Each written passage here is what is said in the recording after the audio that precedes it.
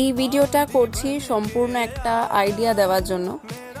আমাদের বিজনেসে শাড়ির দাম নিয়ে অনেকেই অনেক রকমের কথা বলে যে এটার দাম বেশি, ওটা এর থেকে কমই এখানে পাওয়া যাচ্ছে, ওখানে পাওয়া যাচ্ছে। আজকে সেটা একটু বোঝানোর জন্য এই ভিডিওটা আমি করছি। মায়ের বাঁ হাতে যে চালটা রয়েছে সেই চালটা আমি কিনে এনেছিলাম, গোবিন্দভোগ চাল, আমার পুজোর জন্য আমি কিনে এনেছিলাম। আর ডান হাতে যে চালটা রয়েছে এটা বাবা এনেছে। তো আমি চালের মাথা মুন্ডু কিছু বুঝি না, তো যেটা আমাকে দেওয়া হয়েছে আমি সেটাই নিয়ে চলে এসেছি, দাম কম ছিল নিয়ে এসেছি।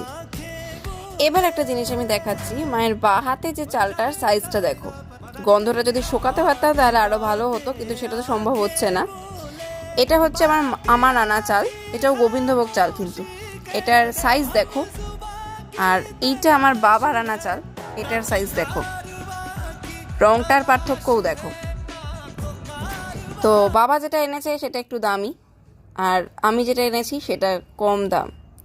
একই জিনিস কিন্তু ডিফারেন্স।